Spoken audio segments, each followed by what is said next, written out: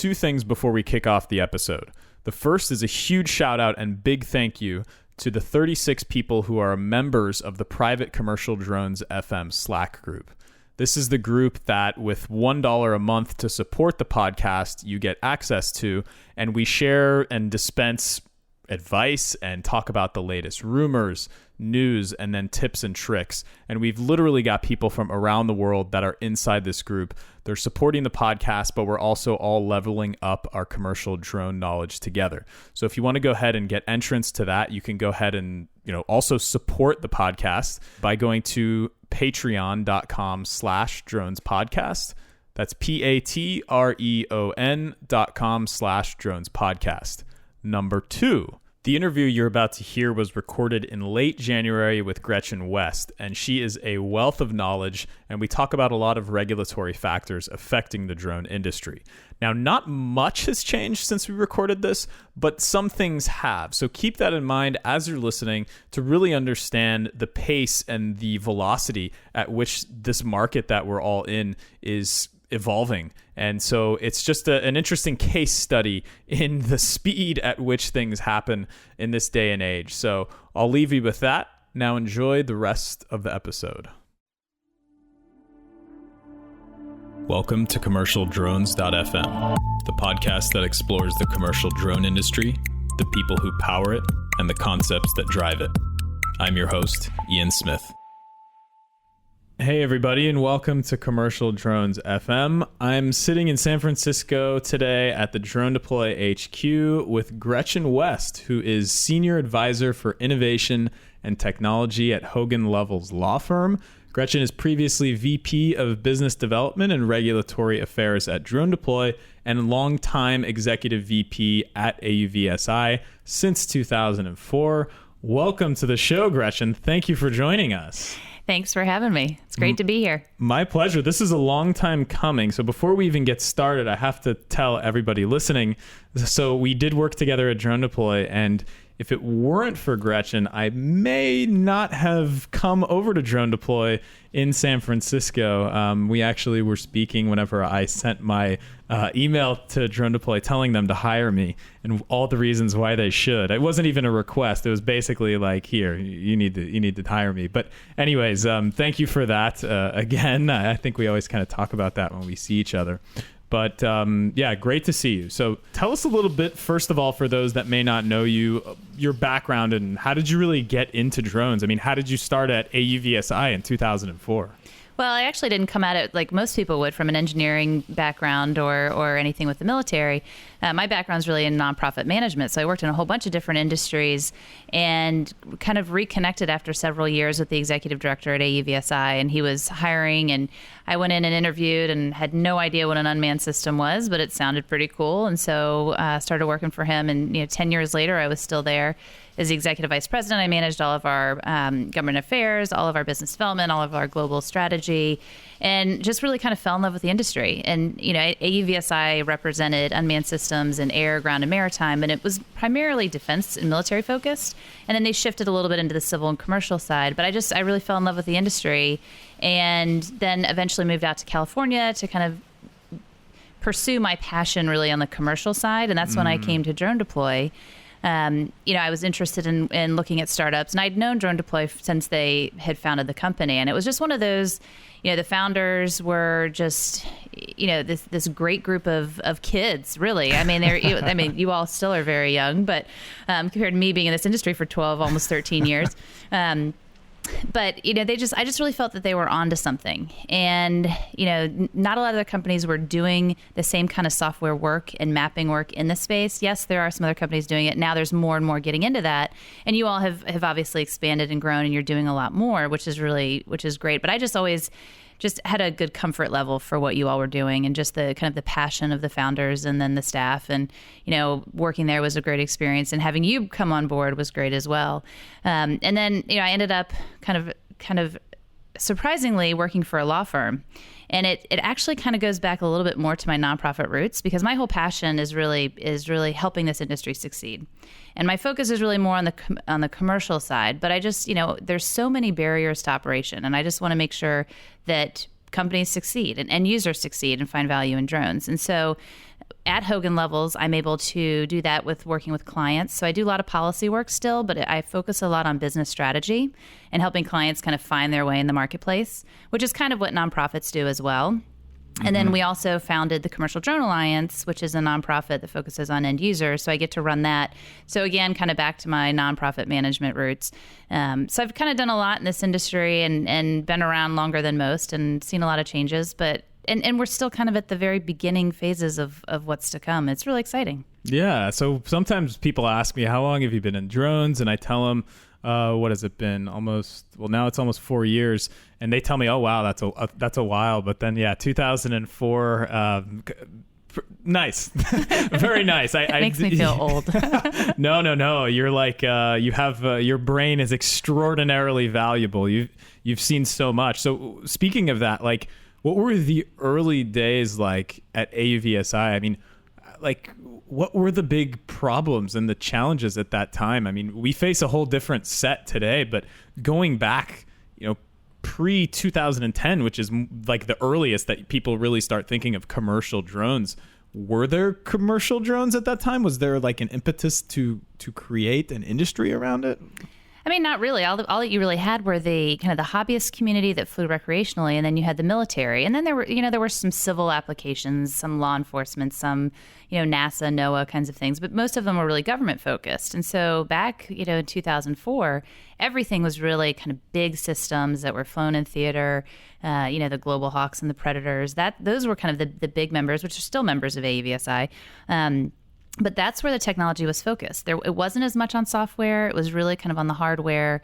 I think I was employee number 7 at AUVSI back then. And I remember their trade show was, maybe 1,000 people and a couple hundred exhibitors. Well, not even, probably less than 100 exhibitors. And now the show is, 8,000 people. And it's grown. And obviously the scope of the industry has grown. But it really just kind of started out in the military. And like a lot of technologies, a lot of this stuff is developed in the military and it kind of transfers over to the commercial market. And I think some of that happened, but I also think that this just, because of technology and the rapid development of technology in general for whatever industry, I think opportunity just kind of presented itself. And I think even back then, people knew that the commercial market was going to be huge. Nobody really knew what that looked like. I don't think people really thought about these kind of DJI-sized consumer drones.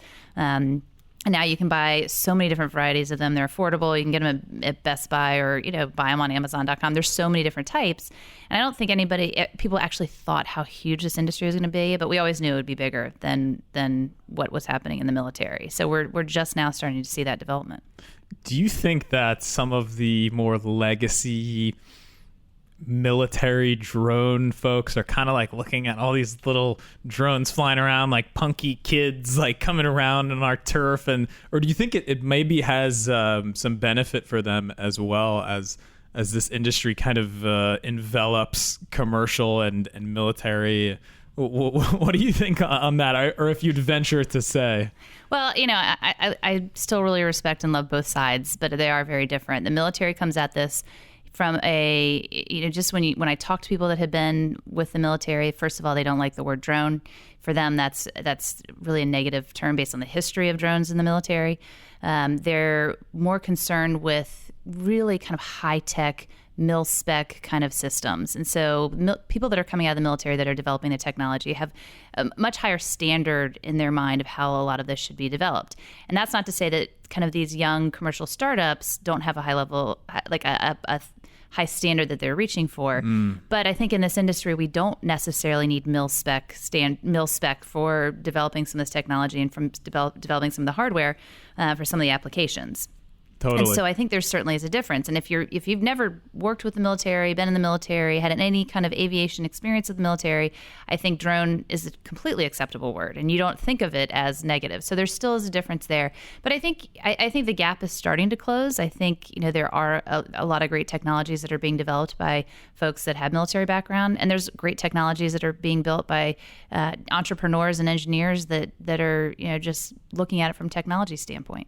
Very well said. Yeah, I completely agree with that. There are definitely things to learn from that, the many years that they've been dealing with aviation as well. If you're just listening to this now and you listen to a previous podcast I did with Mark Bathrick, he's the director of the Office of Aviation Services at the Department of the Interior of the United States. And he is an old school military pilot, Top Gun test pilot, total, military, I'm just going to say badass with his piloting skills. And he is really looking at this from, taking both perspectives. So I think he would agree with you on that totally. Like there's things to be learned on both sides, and having a culture for a commercial drone company that really adopts some of those is definitely beneficial. Well, and I think the other thing is that the marketplace is just changing. So again, in the last 10 years ago, you had recreational users that were mostly kind of fell in the camp of the Academy of Model Aeronautics. So you had people that were going out to flying fields and they were flying for fun. And then you had the military, civil side of the drone users, mostly I would say government. And I'm generalizing a little bit. But those were kind of the primary markets that we were seeing. And then all of a sudden we started seeing a shift, kind of a blending of the two into this consumer prosumer space. And it's actually become a bit of a challenge, I think, because you have military people that understood aviation and airspace rules, and then you had the modelers and the hobbyists who also understood aviation, not because they had worked in aviation, but there was a culture of knowing aviation as a recreational hobbyist. Now you have this whole new community of consumers, prosumers that are real estate agents or construction workers. That they just happen to have a drone as a tool. They don't think of it as aviation. And so there's this new culture that people that know aviation have to adapt to the people that don't know aviation, and vice versa. And it's actually causes some confusion for the industry, because you've got to educate those non-aviation people that technically these are considered aircraft right now. Wow. Highly recommend checking out that Mark Bathrick episode of the podcast, because we go over that exact thing, and I couldn't agree more. So moving on then, so further down in your career, or a little bit further in your career, so Drone Deploy, touch on them real quick. What really attracted you to what they were doing? I mean, so this was back in 2014, I think, whenever you joined. So the company had like this thing called the Copilot, which was a 4G LTE onboard modem that sent images from drones as they were being captured to a processing pipeline, and maps being sent directly to an iPad from a farmer in a field, and they were appearing. I mean, is that what attracted you to the company, or what, were they doing something different than everyone else at that time? Well, I think at the time there weren't a lot of companies that were doing the mapping, that were doing kind of the real time. And I think it wasn't just the mapping, but it was the software and the capability of the software and the flight planning, and how that could even tie into kind of regulatory practices and helping keep the drone fly safer because of some of some of what was built into the software. My passion, again, is to help this industry, but I think the trends that we've been seeing is, hardware's hard. And I think that Drone Deploy learned that with a piece of hardware called Copilot. Mm-hmm. Hardware is hard, and so I think focusing on the software side, that's where the brains of this industry, I think, is going. Because quite honestly, at the end of the day, the future of this industry is in automation. So an end user, they don't really need to care how they get data. They just want to get data, and it's likely going to be automated, and it's going to be done without human interaction. And so it doesn't really matter if it's a drone flying in the air or if it's something else. They need information that they can process and make decisions very quickly. And I think positioning how Drone Deploy position themselves with the software community and environment, and also what you've done with the app marketplace, you're really going down that trend, that path towards, one, automation, but two, just being very specifically software focused, which is, I think, the trend for this industry. I think, not to say that hardware is bad, because you have to have hardware, but I think companies that are focusing on software are smart right now. And so after Drone Deploy, then, you moved on to Hogan Lovells. This is your current position. So what do you do at Hogan Lovells? Hogan Lovells is a law firm, but what is your position? What's your day-to-day like? I mean, what are your objectives? Yeah, so it's a law firm, and I'm not a lawyer, so it's an interesting position. But there are a lot of us non-lawyers that are there. And kind of the way that to describe us is we're kind of business strategy consultants to the firm. So, you hire a firm to help with your legal expertise, your policy work, your lobbying work. But we're kind of a one-stop shop now, because we also have this business consulting support that we can offer as well. So for me, it ranges anything from helping startups find their way in the market, understanding who their competitors are, helping them with their business strategy, writing their business plan, helping startups find funding. We deal with a lot of investors, so we know what the investors are looking for, so we can kind of be a go-between and do the right matchmaking. So if an investor's looking for hardware, we're not going to bring them a software company and vice versa. So it's really just, again, kind of helping these companies understand the marketplace, because there are so many companies getting into this space every single day. It's helping large companies that are starting drone programs that wouldn't have traditionally been in the drone industry previously. Yeah. And for me, it's not just drones. I mean, that's my main focus area, but I'm also, because I work on innovation and technology, I also do some work with automated driving. We're starting to get into IoT, a little bit into virtual reality, things like that. So just more on the technology side. And it's the same kind of thing. It's being more providing business strategy to companies. And then, of course, I still do a lot of the regulatory and policy work, not from a legal standpoint, but everything, working with Capitol Hill and the FAA very, very closely. That's right. Yeah. Now that you said it, I remember one time, I think we were driving to Tahoe and we had a conversation about autonomous cars, and I forgot you were really passionate about that.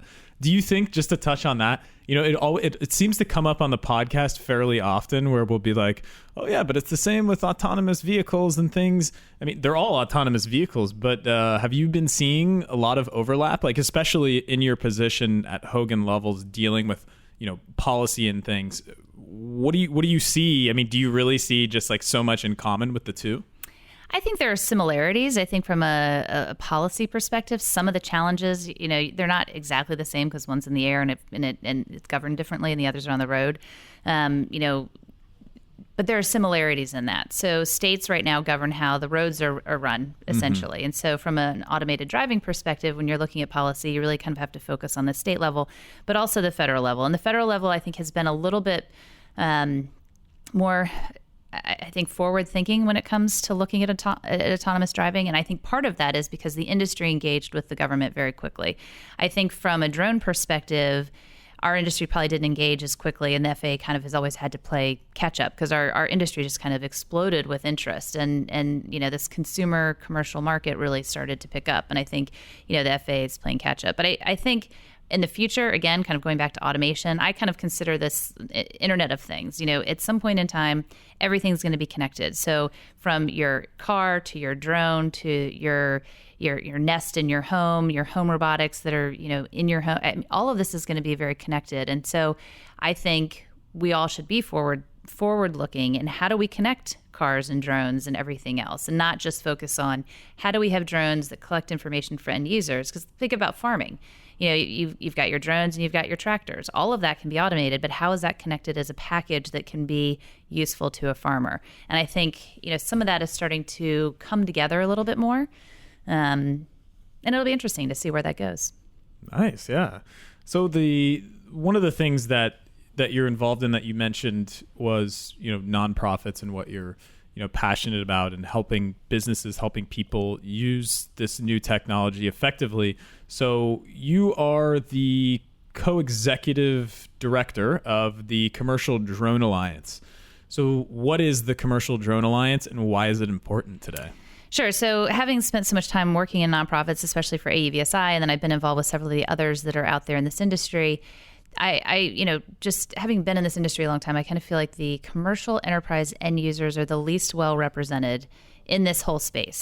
AUVSI represents air, ground, maritime, civil, commercial, and military. So there's, they've got a lot of kind of constituents that they represent. So they're spread very thin.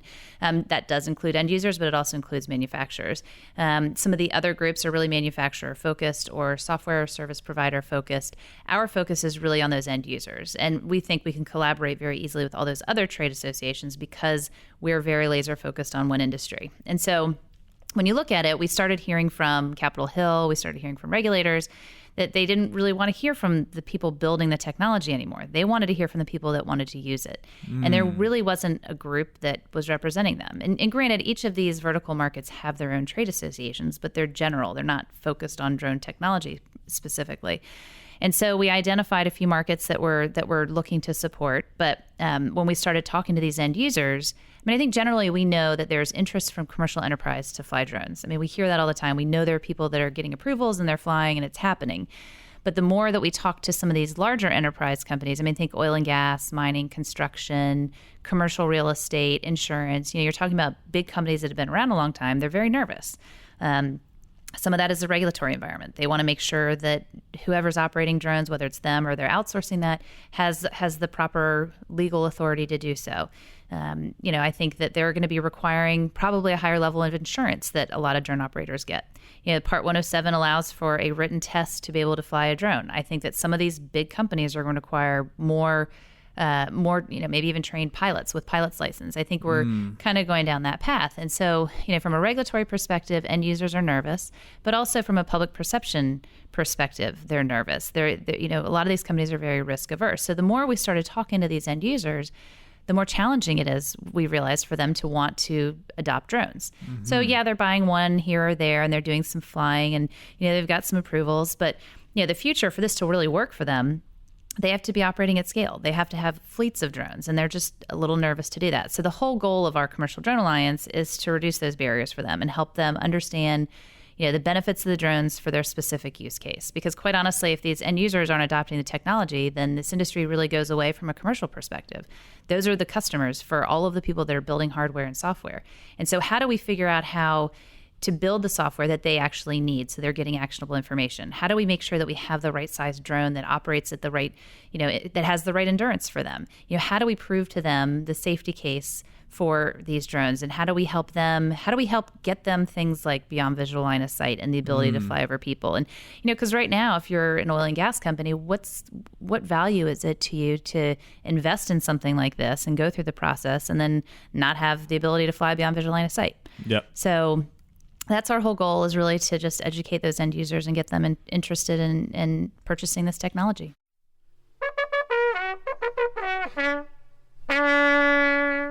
Quick interruption to remind you that I have a Patreon account for the podcast.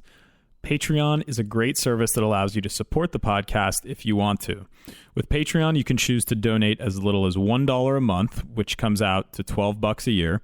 That goes towards my hosting, website, travel, and promo costs for the show.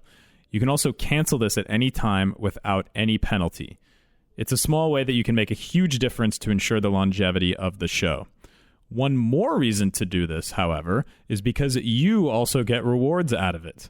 The first reward is a private Slack or Facebook group that I'll create, and you'll get an invitation to it, but it's for supporters only. So we'll use this group as a place where we can talk about the drone industry, solve problems, ask questions, and generally level up our commercial drone use and knowledge together. So thanks again for listening, and please go check out patreon.com/dronespodcast to see the rewards you can earn for becoming a Commercial Drones FM supporter. That's patreon.com/dronespodcast. Trust me, those rewards are really cool. So thanks again for listening. Let's get back to it. So do you think if the FAA were to become or further regulate commercial operations for specific scenarios, do you think that would be a huge boon to these larger enterprise companies to start adopting drone technology faster, I guess? Because they're all pretty much like have a drone strategy, quote unquote. And whether it involves one drone or five, or maybe even like a hypothetical drone, it's there. But do you think that the regulatory flexibility is the biggest thing that's hindering this right now? Yeah, I think so. Part 107 allows for a lot. It's finally broadly authorized as commercial operations. But when you look at it, there's still a lot of use cases that aren't going to be effective under Part 107, because you can't fly over people without a special waiver. You can't fly beyond visual line of sight. You can't fly at night. Now, granted, they're approving a lot of the night operations, which is great, but some of those other categories, they're not. Delivery technically is not possible, and you can't even get a waiver to do delivery beyond visual line of sight under Part 107. So it still has a lot of restrictions for a lot of the really cool use cases that we keep hearing about. Now, as an industry, talking about regulation, I mean, very few industries want to be overregulated, and we don't either. However, we do need regulation. We need to know what the rules will be for beyond visual line of sight and operating over people. And it's going to take industry working with the FAA to create those rules, not just relying on FAA to come up with whatever they come up with. And, we're in that process now with the micro rule, which is operations over people. That still has not come out publicly for comment yet, but so the FAA is working on this kind of thing. But we need regulations, and we're hearing the Trump administration is going to be much looser with regulations, and they're probably, now that he's in office, it's very standard that his administration, it's a brand new administration, probably won't look at any new regulations until he's settled and in place and has his team all kind of in place and ready to go. And so things like the rule for operating over people, or the rule that's supposed to be started this summer for expanded operations beyond visual line of sight. How long will this transition take for the new administration to get in there? They may not welcome any new regulations, which a lot of industries are probably happy about that. But for us, we need those rules to be changed so that we can actually operate in ways that are beneficial for a lot of those end users. So what challenges then does the FAA face? I mean, we as in commercial drone operators, associated, we face our fair share of challenges. But, I do think the FAA is getting a lot of credit that they rightly deserve for moving so quickly in the face of this crazy, expanding industry. But what do you think are some of the interesting challenges that they're having to deal with? I mean, there's a lot, but well, I mean, this is a new industry for them, and they've always regulated it like manned aviation. So they've gone back and they've looked at manned aviation rules and tried to figure out how do you impose that onto drones. And 12, 15 years ago, when you're looking at these larger high altitude aircraft, okay, that might make a little bit more sense. But we're talking about drones that are a half a pound to 25 to 55 pounds that are a little bit heavier. I mean, the rules, manned aviation rules shouldn't apply to that. So they have to really, think outside the box and rethink how they do their jobs.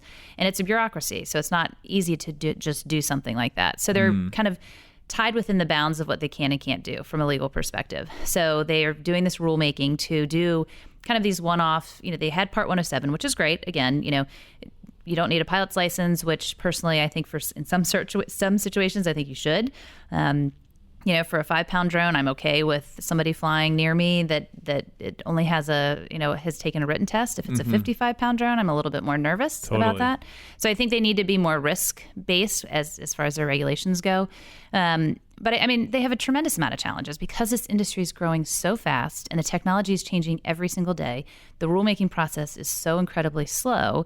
It's hard for them to keep up. And so industry's been really trying to work with them. The administrator has been really welcoming to talk to companies about technology so they can understand better. But they need data. They need help influencing how the decision-making process goes.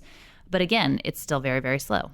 Is Huerta's his post or tenure tied to the Obama administration, or is he on a separate schedule? Like, we're not going to lose Huerta, or is Huerta still around? He's still there, and we're happy for that because he's good. But he only has 1 year left on his term. So, but he has said that he would stick around, so he'll be around for another year, which is great because he's been very supportive of our industry, and I think it's good to have some of that continuity, especially under a new secretary. It's great to have a champion within the FAA that's really been fairly pro-drone in helping our industry. So the FAA, though, is different than Trump's administration. So who? Obviously, the FAA has the most influence, but how much influence does Trump have? I guess is what I'm trying to say. On our drone operations commercially. I mean, if his administration says, "Boom, let's go ahead and do this. This is great for the economy. It's going to create jobs, etc." They can fast track some things. Well, I mean, it's all about the balance of power between the executive branch, Congress, and these different agencies. And so basically, the Congress is. So there's a pending FAA reauthorization bill, which will be addressed again in September. And that's kind of what gives the FAA their guidance from Congress. It gives them their money. It tells them what to do. That has been kind of on hold. There's just been some extensions that have happened. from the last reauthorization, but it's expected to be readdressed again this year. And there's some good things in there for our industry that would kind of help open up the commercial market a little bit. And so, from a congressional perspective, they can certainly put influence on the FAA. The FAA, it kind of remains to be seen how the Trump administration is going to wield their power. I think, we're hearing that he's going to be looser on regulations, which could be a good thing for us if he's more open to discussion on regulations. But if he's like, no, we don't need any more regulations, and tells Secretary Chow to, not to do any new regulations, then that actually hurts us. Because again, we need regulations for these other operations. However, a lot of this will remain to be seen. But I think, I think industry, for the most part, is happy with the appointment of the Secretary Elaine Chao, because she used to work at the FAA before, so she kind of knows the inner workings of the organization. She is probably a little bit later on regulations than some, but understands how it works. So there's also some positive news there. But during the transition, there have been, I know that Trump's transition team. President Trump's transition team did meet with the FAA, and I think I heard it was a very positive meeting. So, I think that there's, all of this is it's in collaboration. Yeah. There's a lot of different things a lot of different moving parts to move it forward. And so that's where it gets confusing. Well, Trump is an aviation buff. He's got his own nice big old airplane. But of course, as an industry, as if we needed any extra reasons to, we will have our popcorn ready, and we are sitting and watching this entire show unfold. So hopefully it all goes in our favor. Now, one thing that the FAA recently did that I want to touch on pretty quickly is this is one of the headlines that I read that you were heavily quoted in, is the FAA quietly revokes Section 333 closed set exemptions. What does that mean? So basically, back in November, they posted a blanket amendment to the Federal Register, which we just happen to track because that's what we do.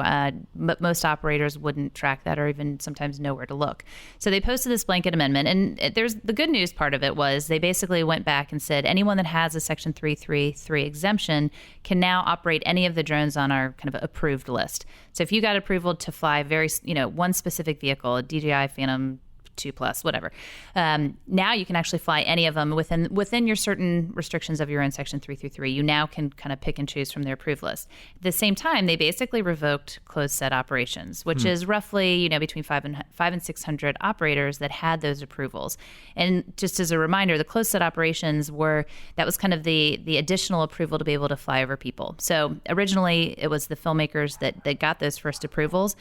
And they were able to fly within a closed set, which is why it's called closed set. Mm-hmm. They were able to fly over people that were involved in the operation or provided consent. So they were able to film movies with actors and fly over the actors. So basically, Part 107 actually does not allow for that. So Part 107 was actually a step backward from that closed set exemption. And now the FAA kind of quietly, again, just revoked that permission. Now, the process failure, we think, is they should have notified those 500 to 600 operators because they probably don't know. And if they're flying now under those parameters, they're likely flying illegally. And so if they were to get caught, they could probably fight it that they didn't know. But from a public perception issue or public perception image, it makes our industry look reckless. I can see the press going out, some of the anti-droners saying, oh, well, look, they're reckless. They're flying illegally when they were told that they weren't allowed to. Because it's public knowledge, because they released it on their wherever you said that I don't even know about and most people don't. Right. And so it's out there. So they're, and what they did probably they were allowed to do, but it would have been nice to notify people. And the other thing is, there, to our knowledge and probably to the FAA's, there have been no incidents, no injuries, no fatalities flying a drone under those closed set parameters. And so, revoking this without a safety reason why just doesn't make sense. And so there's also the concern, what if the FAA was able to do it for this instance, could they do it for others? And, it's just something the industry needs to be cautious of. And so, and we reached out to the FAA and talked to them, and we did clarify that we were reading that amendment correctly. And so our whole goal right now, really through the Alliance, is just to make sure people are aware. And so they're not going to reverse the amendment or put out another blanket amendment, reversing the decision. But no one will ever even hear about it, right? unless they talk to you. So we want to get the word out to those operators that do have those approvals. And if you still are operating under a closed set exemption, or you want to continue to, then you need to go to the FAA and ask for permission, ask basically for a renewal. The FAA may or may not grant that, but I think they're willing to have those one-on-one conversations. So you got to go through more process. So the question came up a lot, actually, which now unfortunately is no longer valid, but what benefit do I have still operating under Section 333 since Part 107 has come out? And that could have been, you can do closed set operations, you can fly over people with their consent, actors, actresses, whatever, but now no longer. Okay, we'll keep a close eye on that. And I think you told me about a Twitter handle, at HL Drones, for alerts on regulatory changes. So if you want to follow at HL Drones on Twitter, you can check out some of the really fun regulatory changes that might potentially come out. Yeah, and that's our Hogan Lovells drones. So it's a lot of it is about the regulatory changes, and we do a lot of blog posts on things that we're finding that legal changes and updates that we think the community needs to know about. Thank you for doing that. So what are some of the future challenges then for commercial drone operators? We've overcome so much in such a short time period. What do you think comes next? Well, I think, we're still waiting on this operations over people rule to see what that looks like. And I think, the FAA kept saying it would be released by the end of 2016, which it did not. And now with the new administration in place, and, it's very common for new administrations to not look at new regulations. So how long does that delay the release of the NPRM? But even if the notice of proposed rulemaking came out today, it still has to be open for comment, and then it still has to go through a lengthy period of time where they have to go back and reevaluate. So chances are good that it wouldn't even be enacted until the end of 2017. So there still is no, there still isn't a way to operate over people, however the rule is specified. The FAA had planned to start looking at rulemaking for expanded operations, so beyond visual line of sight, this summer. But again, could take a while to get that, to get to the point where a law is enacted. To be able to operate in that way. So there's still, Part 107 allows for so much commercially, but there's still a lot of areas where you can't, delivery beyond visual line of sight isn't possible. Beyond visual line of sight is not possible without a waiver. Flying over people, flying at night, all of those things have to be done with a waiver. And the waiver process is not the same as getting your Section 333 exemption. Some are easier than others based on the use case, but it's a lot of paperwork. Sometimes it's actual physical testing of the drones. It's not, right now there's a portal that you can go online and you can fill out a form to have your waiver processed. And what I think a lot of people don't know, I think a lot of people think that, okay, I've submitted my waiver and they're going to come back to me with approval. And I think that most people don't know that that's just step one. The FAA is going to come back to you and say, they're going to give you a list of things that you need to do. And some of that might be physical testing of your drone. And this is like a human that's like running through your whole application saying, okay, we have looked at your case and we are saying we need this, this, and this. And it's very unique to your specific situation. Some of it could be unique. Some of it might not. It depends on the use case. But this is a more rigorous process than the Section 333. So the approvals that are coming out, there's probably hundreds of pages of documentation for some of these approvals. Some are very easy. Flying at night in rural areas, that's much easier for them to approve. But it's been a challenge, and we've called on the FAA and the administrators to streamline the process and make it easier. Because again, I think a lot of people think, I've submitted this online application, I'm good to go, I'm going to get my approval.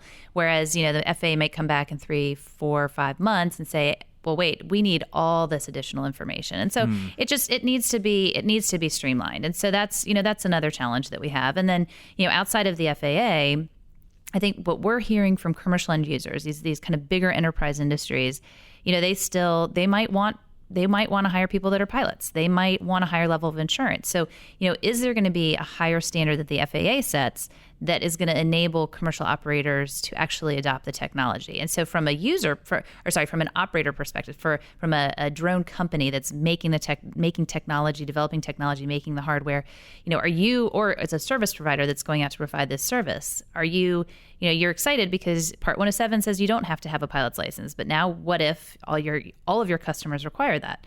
Then you still go back to square one where you have to have a pilot's license just because that's the level that they're looking for. And it's not all end users. I mean, some are, they're less risk averse, but some of the big enterprise industries that we're talking to, they're going to require some more of that and probably higher levels of insurance and training. So I think that'll be a challenge that we will have to overcome as an industry. And so some of those standards, I think industry needs to take it upon, we need to do this ourselves and figure out what are those standards. How do we, the whole goal is how do we prove that this technology is beneficial, useful, safe? How do we prove that to these end users and also deal with the regulatory environment, privacy issues, public perception? I mean, all of that's a challenge. In a hopefully non-dystopian future of, 36 months from now, imagine we have, full regulation of beyond visual line of sight. There can be drone deliveries. I mean, where do you see this industry in that case? If we have, most of these of our, current problems that are very in our, very close to our faces right now, what do you see the industry developing into in that time frame? Oh, I wish I could answer that one. Just looking in the future is so hard for this industry. We've come so far, but there's still challenges. And when are we going to have just actual beyond visual line of sight or flying over people? Or, when is that going to be routine? Do you think beyond visual line of sight, do you think that's going to unlock like a lot more use than flying over people? I think both actually have very, very popular and unique use cases. And for some, let's just take, security, for example. So you have a huge warehouse that you need to provide perimeter security, and it's, you'd rather use a drone that flies around the perimeter and recharges. Some of that might be beyond visual line of sight. So that's your primary goal. You want to be able to fly beyond visual line of sight. But then, think about Facebook. Facebook's campus is huge. So you've got a long way to fly, or you have a whole fleet or swarm of drones that are flying. But, people are coming in and out of that campus all the time. And so it could be somebody's guest who hasn't given consent. So, so then you've got the issue of operating over people. And if it's at night. And then if it's at night, then you have that third one. So there's so many times where you can say, okay, well, let's clear beyond visual line of sight and we'll be good for this use case. Oh, but then wait a second. Then you've got people possibly in the operation. So it makes it, and I hate to make it sound more confusing than it should be, but it can be. And predicting how this is going to happen, the administrator stood up at CES, and I think people were expecting him to talk about the operations over people rule and say, here it's coming at this date very, very soon. And he didn't give a timeline, but he said basically after all the conversations with industry and with other government agencies on the rule, they had more questions than answers. So they basically have to go back and kind of think through this more. And he mentioned security concerns. And so, if there might be some bigger issues that could hurt our industry and make us move a little bit slower that we just have to be aware of. And I think, 3 years from now, I think the technology is going to continue to prove itself as being safe. And I think, we need the operators to make sure that they're safe and they're educated and they know what they're doing to kind of protect the industry.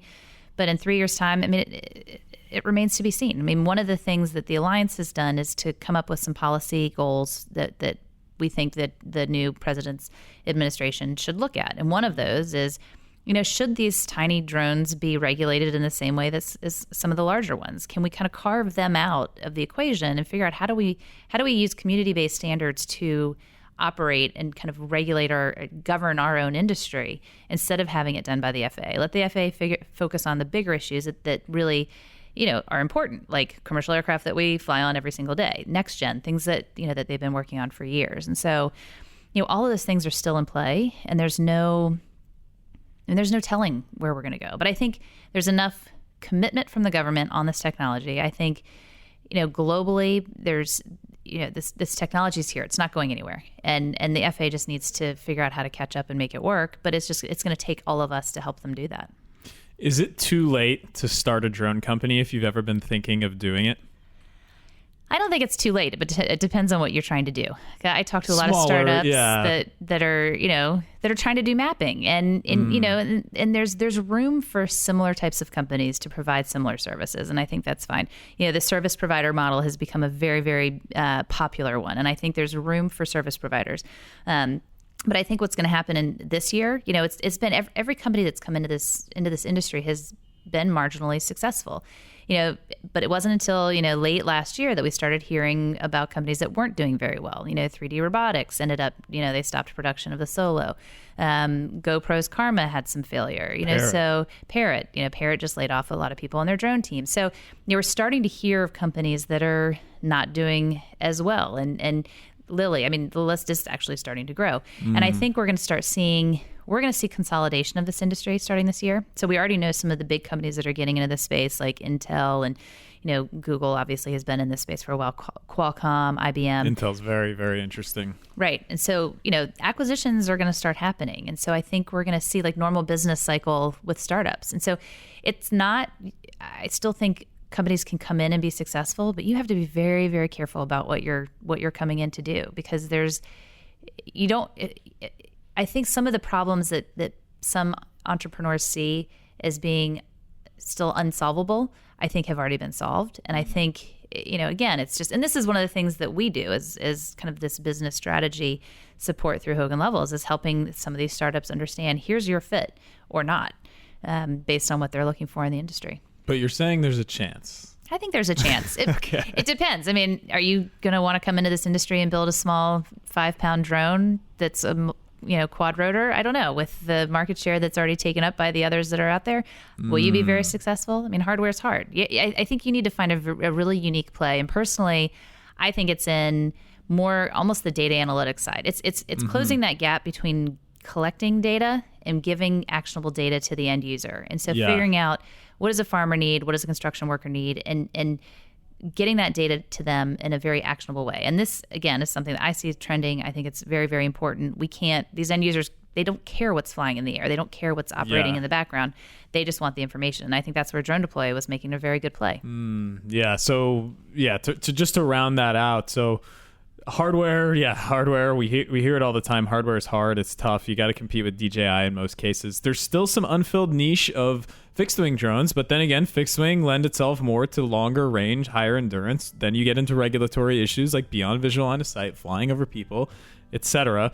So that one's tough. Then you've got service provider, which, it can be tough to find some clients. We are hearing now that the enterprise companies that will be kind of farming out these jobs to the service providers are feeling a little bit apprehensive. And then, of course, we've got software, which can grow like massively. So it just really depends. I think I like the advice. Gretchen was not very, very definitive in the answer, which is good. I totally knew that was coming. But there's totally opportunities out there in different ways. So if anybody knows, it's Gretchen. And I'm going to go ahead and say thank you so much, Gretchen, for joining us today. That was incredibly insightful. I'm going to have to listen to that again. There was a lot of knowledge dropped. If you want to learn more about the Commercial Drone Alliance, you can follow Worker Drones on Twitter. That's at Worker Drones. That's the Commercial Drone Alliance's Twitter account, and visit their website at commercialdronealliance.org. You can follow Gretchen herself at Gawherry, that's kind of hard to spell, Gawherry on Twitter, and then Hogan Lovells. I mentioned the Alerts and Regulatory Changes Twitter handle at HL Drones. So go ahead, give them a follow while you're at it. You can follow the podcast at Drones Podcast on Facebook, facebook.com/Drones Podcast. Check out the Patreon account at patreon.com/Drones Podcast. I got to make this outro shorter after this. This is getting a little bit ridiculous, but we really appreciate you listening, everyone. Thanks for your time. And Gretchen, any last parting thoughts to leave us with today? Well, I kind of feel like sometimes I do these things and I feel like I'm putting more challenges out there to the industry that it almost makes it seem too difficult to be in this industry. And it's I don't want to leave on a negative note, because I think there's tremendous opportunity in this industry. Yes, there are challenges. Yes, there are people working on it. Yes, we can come together as an industry, but there are great things like, NASA and the FAA's UTM program that industry is getting involved with. There's a lot of really good initiatives out there, and I encourage companies to get involved and just stay educated about what's happening. And that's what we're here to do, to make sure you know about things like the revoking of the closed set operations, because we want people to operate safely. Again, huge potential in this industry. We just have some challenges, but we're going to get through it. And I think this industry is going to be booming. Very exciting to be a part of it. Totally. Thank you for all your help on that, by the way. So everybody fly safe. We're going to go ahead and cut off the mics. Cheers.